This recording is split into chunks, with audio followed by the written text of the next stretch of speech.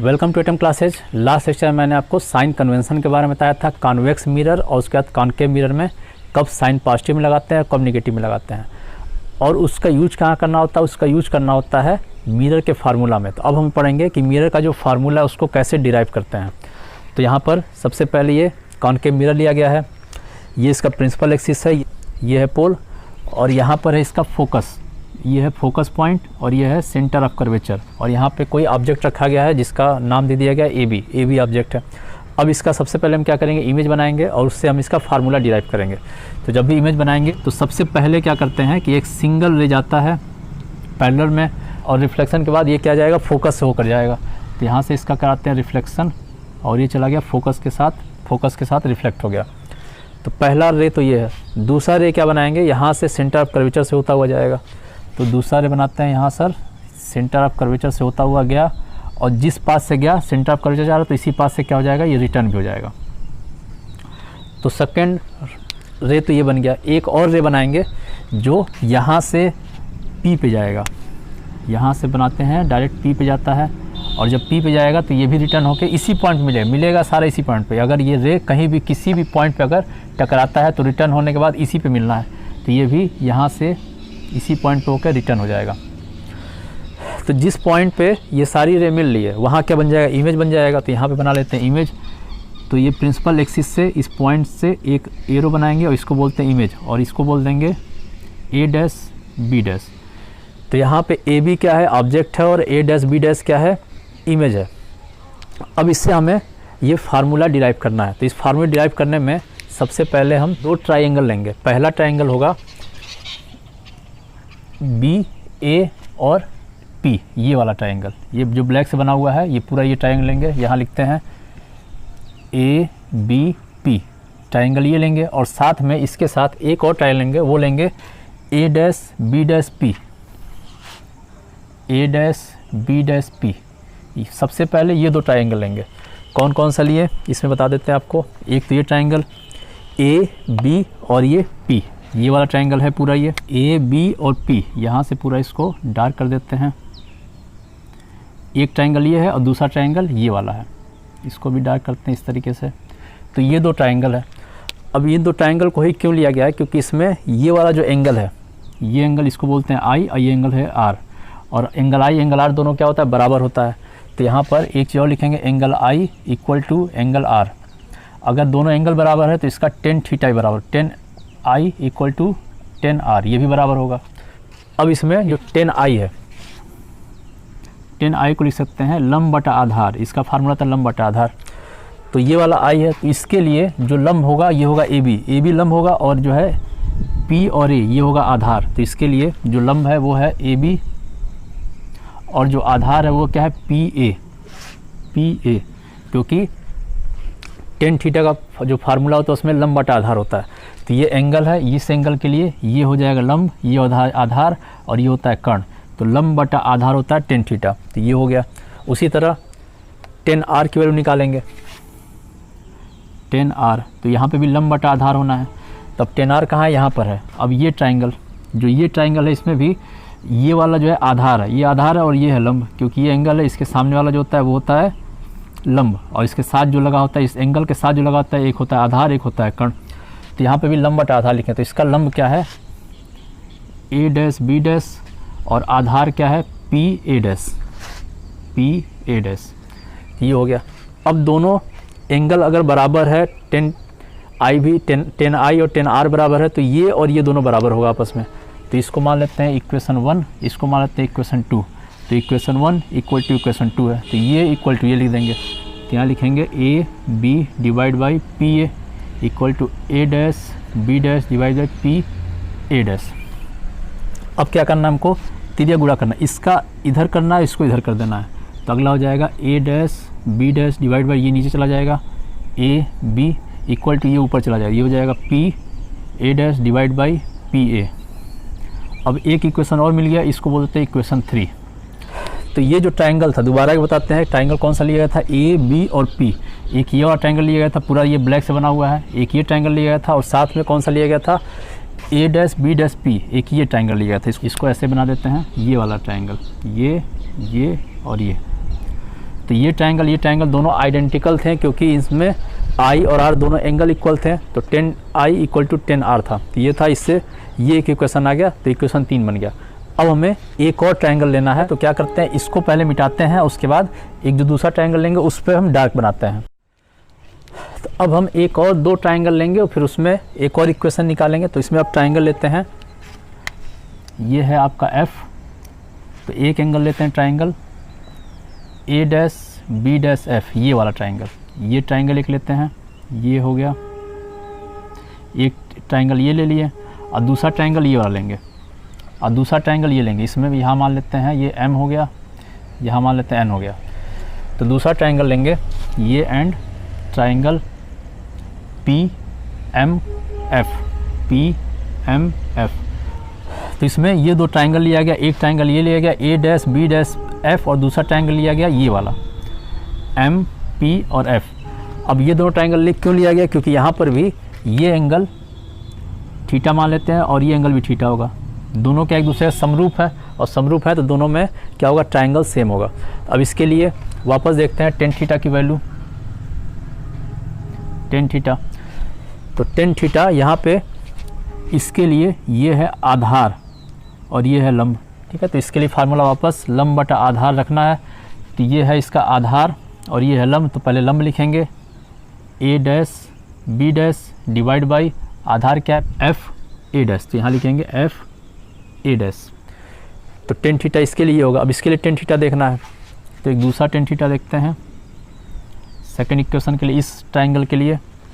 इसके लिए लंब बटा आधार, ये वाला जो है ये है triangle a dash b dash f के लिए, और ये वाला जो लिखना है हमको इस ट्रायंगल के लिखना है MP ट्रायंगल MPF, इसके लिए लिखना है, ठीक है। MPF लिख दे चाहे PMF लिख दे, ठीक है, एक ही चीज़ है, ठीक है। तो इसके लिखना है, तो इसके लिए अगर हम टेन थीटा लिखते हैं तो टेन थीटा इक्वल टू लंब बटा आधार। तो इसके लिए जो ये आधार होगा और ये वाला लंब होगा, तो यहाँ पे लंब जो कौन सा है MP, तो ये है आपका MP, और आधार क्या है, आधार है PF, ये हो गया। तो ये एंगल थीटा जो है बहुत छोटा है, और बहुत छोटा है तो ये कर्व को जो है सीधा मान सकते हैं, और सीधा, तो ये भी लाइन और ये भी लाइन, दोनों लाइन क्या है, एक दूसरे के पैरेलल है, और पैरेलल है तो ये डिस्टेंस और ये डिस्टेंस दोनों बराबर होगा। तो MP जो है किसके बराबर होगा, AB के बराबर होगा। तो यहाँ पे हम लिख सकते हैं AB टू PF, ये हो गया। अब इसमें इक्वेशन 1, अब ये इक्वेशन हो गया, ये इक्वेशन हो गया 4 और ये इक्वेशन हो गया 5। अब इक्वेशन 4 इक्वेशन 5 भी तो आपस में बराबर है, तीन दोनों बराबर कर देते हैं, तो हो जाएगा a dash b dash divide by f a dash, ये हो गया इक्वल टू ये value a b divide by pf, ये हो गया। अब इसमें भी सेम इसको इस इक्वेशन में कन्वर्ट करेंगे, a डैश b डैश और a b, सेम यहाँ पे भी a डैश b डैश दिया और a b दिया है, तो इसको नीचे ले जाएंगे, इसको ऊपर ले जाएंगे, तो यहाँ पे हो जाएगा a dash b dash divide by a b equal to ये ऊपर चला जाएगा, ये हो जाएगा f a dash divide by pf। इस इक्वेशन को मान लेते हैं इक्वेशन 6। अब इक्वेशन 6 और इक्वेशन 3, इन दोनों इक्वेशन में ये वैल्यू सेम है, ये वैल्यू सेम है, तो इसका मतलब ये वैल्यू और ये वैल्यू भी सेम होगी। तो अब इन दोनों को यहाँ पे अब करना है इक्वेशन 3, यहाँ पे करते हैं इक्वेशन 3 इक्वल टू इक्वेशन 6, इन दोनों को बराबर करते हैं। अब इन दोनों का बराबर करते हैं तो यहाँ पर क्या लिखा जाएगा, ये वैल्यू लिख देते हैं P A dash divide by P A divide by P A equal to ये वैल्यू हो जाएगा F A dash divide by P F. तो एक इक्वेशन हमें ये मिल गया। अब इसी इक्वेशन से हम बनाते हैं इसका फार्मूला। तो एक बार दोबारा बता देते हैं। सबसे पहले ट्रायंगल क्या लिया गया, ए बी और पी, एक ये ट्रायंगल और इसके साथ ट्रायंगल लिया गया P A dash B dash, जिसका यहाँ बनाया गया था, ये बन के आया था इक्वेशन 3 बनाया था। उसके अलावा फिर एक दोबारा एंगल लिया गया, उसमें क्या लिया गया F A dash B dash, एक ये ट्रायंगल लिया, इसके साथ ये वाला ट्रायंगल लिया गया पी एम और एफ पी एम एफ, ये ट्रायंगल लिया गया। अब इन दोनों से ये इक्वेशन आया, फाइनली ये यहाँ पे आ गया। अब हमें देखना ये है कि पोल, ये पोल है, ये एफ है, तो पोल से एफ की जो दूरी होती है पी एफ, ये दूरी इसको बोलते हैं फोकल लेंथ बोलते हैं, एफ बोलते हैं। तो पोल से ये है इमेज, ए बी इमेज है, तो पी और ए डैश, तो पी ए डैश हो जाएगा, इसको बोलते हैं वी, जो इमेज का डिस्टेंस है उसको वी से डिनोट करते हैं। फिर पी से ए का डिस्टेंस, पी ए ये है ऑब्जेक्ट, इसको डिनोट करते हैं यू से। ये तीनों इसके सिंबल्स हैं, लेकिन ध्यान ये रखना है कि इसको सिंबल के साथ रखना है। तो सिंबल क्या रखेंगे, ये सारे जो डिस्टेंस है पी से क्या है लेफ्ट साइड में है, और अगर डिस्टेंस लेफ्ट साइड में होता है तो लास्ट सेक्शन मैंने ही आपको पढ़ाया था साइन कन्वेंशन में कि अगर जो लेफ्ट साइड में जो भी डिस्टेंस मेजरमेंट करते हैं तो उसकी वैल्यू हमेशा और हमेशा क्या लिखते हैं, निगेटिव में लिखते हैं। तो ये वैल्यू लिखेंगे माइनस में, ये भी माइनस में, ये भी माइनस, क्योंकि तीनों चीज़ें इधर की तरफ ही हैं। अब साथ में पी ए, जो पी ए डैश है, तो पी ए डैश की वैल्यू ये है, तो यहाँ लिख सकते हैं वी और माइनस में लिखेंगे डिवाइड बाई पी ए की वैल्यू है माइनस यू, तो ये लिख देंगे माइनस यू इक्वल टू, यहाँ लिखा है पी एफ, तो पी एफ की वैल्यू हो जाएगी माइनस एफ, तो यहाँ लिख देंगे नीचे की तरफ माइनस एफ।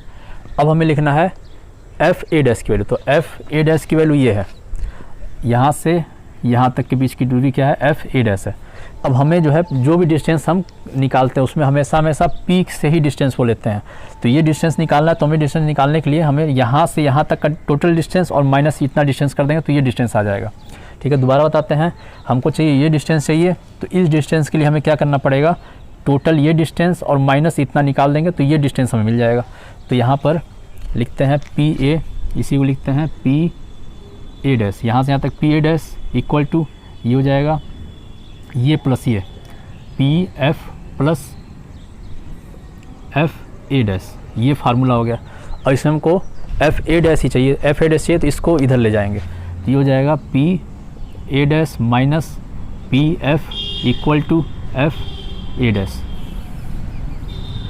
अब इसकी जगह ये वैल्यू रख देंगे, तो यहाँ पर रख देते हैं P A dash minus P F, ये वैल्यू हो गई, एफ ए डैश की जगह ये वैल्यू रख दी। अब इसमें भी पी ए डैश जो दिया हुआ है, ये पी ए डैश है, इसकी वैल्यू है माइनस वी, तो यहाँ पे रख देंगे इसकी वैल्यू माइनस वी और फिर माइनस का साइन, और पी एफ की वैल्यू है माइनस एफ, तो यहाँ पे फिर लिख देंगे ब्रैकेट में लिखेंगे माइनस एफ और डिवाइड बाई माइनस एफ। तो ये आ गया। अब इसको क्या करेंगे, इधर की तरफ लिखते हैं, इसको मिटा देते हैं पहले, तो इस वैल्यू को हम यहाँ लिखते हैं, तो ये हो गया minus V divide by minus U, ये हो गया। बाकी इसको लिखेंगे माइनस वी और फिर माइनस ब्रैकेट माइनस ये डिवाइड बाई माइनस एफ।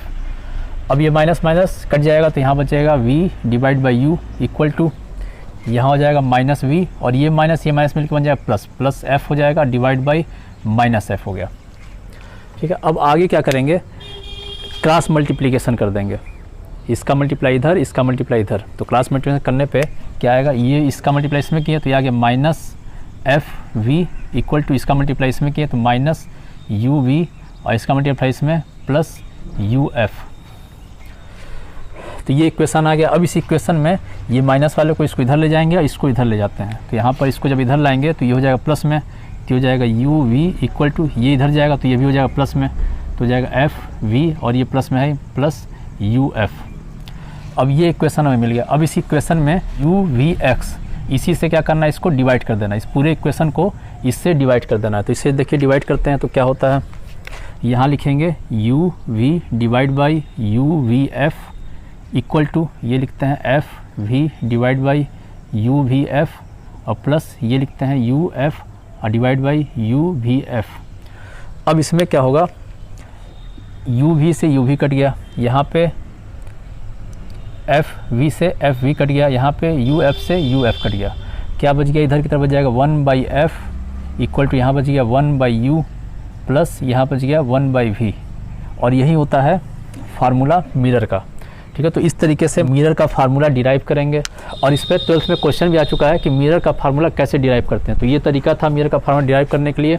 दोबारा बताते हैं कैसे करना। एक तो लेना है ये ए बी पी और इसके साथ ये वाला ट्रायंगल लेना है P A dash B dash. एक तो इस ट्रायंगल को लेके इक्वेशन बनाएंगे और दूसरा बनाएंगे ये वाला लेके, एक F A dash B dash, एक ये ट्रायंगल लेंगे, दूसरा लेंगे एफ पी एम, एक ये ट्रायंगल लेके इसके साथ एक फार्मूला बनाएंगे, फिर दोनों को फिर इस तरह से कन्वर्ट करेंगे तो ये हमें फार्मूला मिल गया। तो मिरर का ये फार्मूला होता है। तो जब भी हमें इसमें वैल्यू फाइंड करनी होती है तो हमें क्या करना होता है, साइन कन्वेंशन जो बताया गया है, एफ पॉजिटिव में होगा कि निगेटिव में होगा, फिर यू निगेटिव में होगा कि पॉजिटिव में होगा, उसके अकॉर्डिंग यहाँ रखेंगे तो वी की वैल्यू में आ जाएगी। वी की वैल्यू भी किस में आता है, पॉजिटिव या निगेटिव में आ जाएगी। तो उससे पता चल जाएगा कि जो इमेज बन रहा है वो इसके लेफ्ट साइड में बन रहा है या फिर राइट साइड में बन रहा है। ठीक है, तो ये टोटल फार्मूला था। इस पे आपको न्यूमेरिकल भी आगे कराएंगे। तो आज के लिए सिर्फ इतना ही।